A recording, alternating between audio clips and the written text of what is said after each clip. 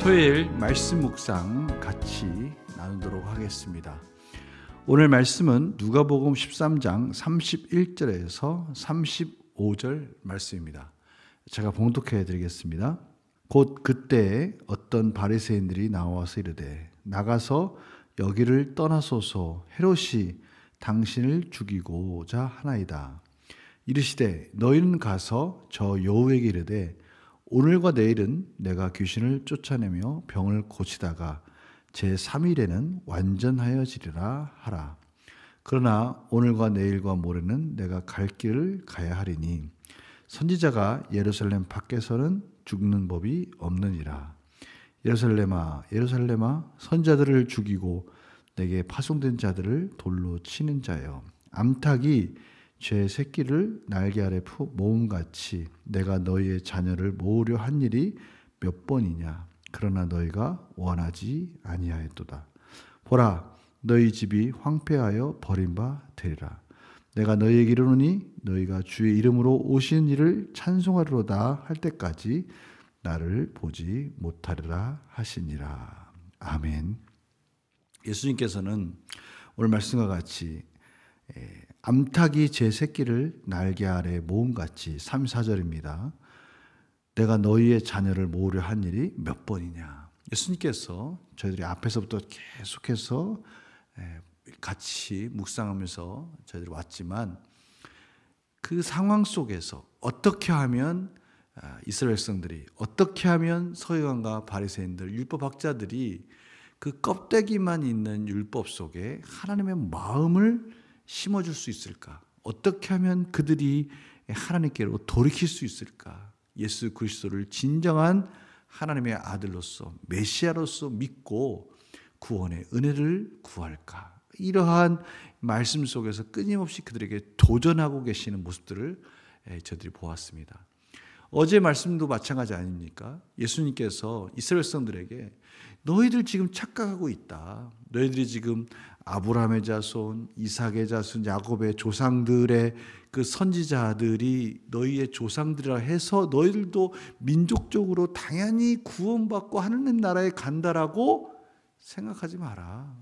하나님은 이방 많은 민족들에게 구원의 길을 열어주시고 이제 그들을 구원하실 것이다. 완전하게 그들이 생각하고 있는 것들을 깨트려 주시고 어떻게 하면 그들이 돌아올 수 있을까? 예수님은 도전하는 모습들을 저희들이 보게 됩니다.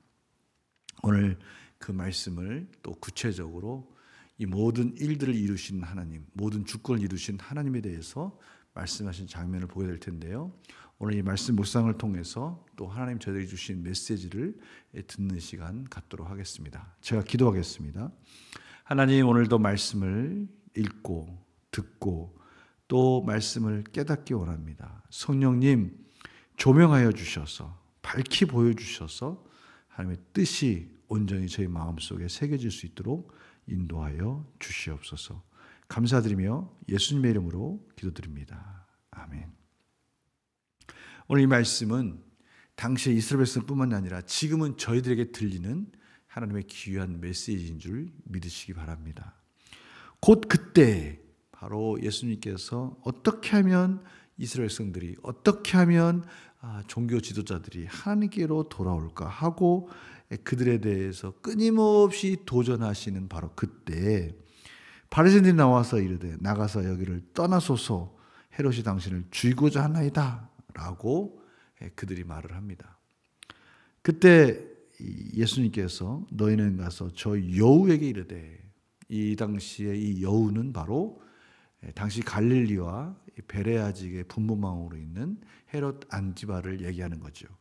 그에게 오늘과 내일은 내가 귀신을 쫓아내며 병을 고치다가 제3일에는 완전해지리라 하라. 오늘과 내일 변함없이 나는 이 사역을 할 것이다.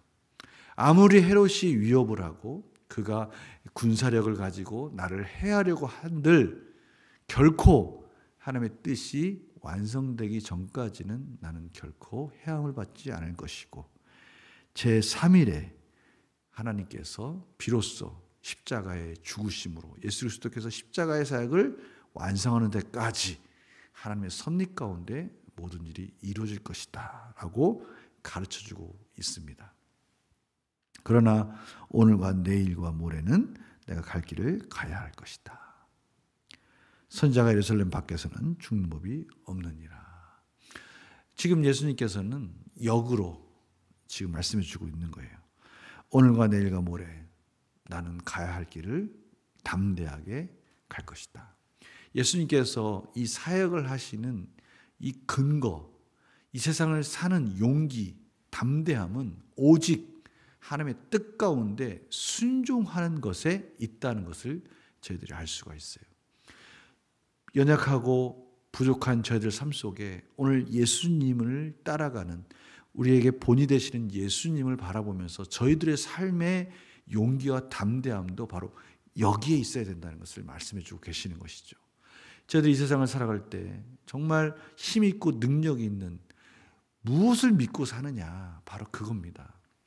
예수님은 하나님의 뜻을 믿고 그 구원이 완성될 때까지 예수님이 조금도 주저함 없이 이 길을 담대하게 가고 있는 모습을 통해서 저희들에게도 바로 말씀을 믿고 사는 삶이 우리의 삶의 이유와 목적이고 담대함이 돼야 된다라는 것을 말씀해 주고 계셔요.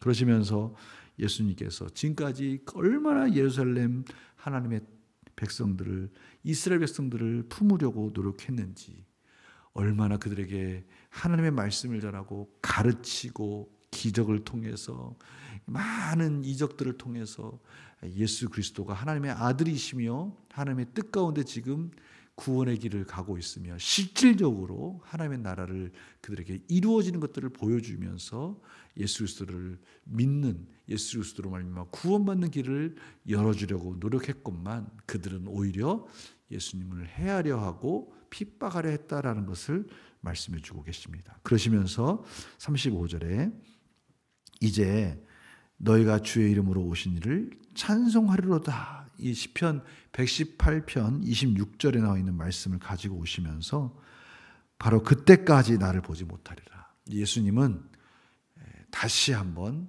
이스라엘 백성들 가운데 나타날 때인데 그때는 모든 구원이 진정으로 완성되어져서 모두가 다 예수님을 메시아로 찬송할 때, 그때가 되면 너희들이 진정으로 다시 나를 볼 것이다 라고 말씀을 주고 계십니다. 이 구원은 이스라엘 백성들이 다시 예수 그리스도께 돌아오는 그때일 수도 있고요, 이 예루살렘에 하나님의 구원이 온전히 완성되어질 때, 성령을 통해서 온전한 복음이 융성하게 이제 예수 그리스도를 메시아로 전파될 때, 바로 하나님의 복음이 완성될 때, 그때 예수님께서 다시 너희들 가운데 오실 것이다.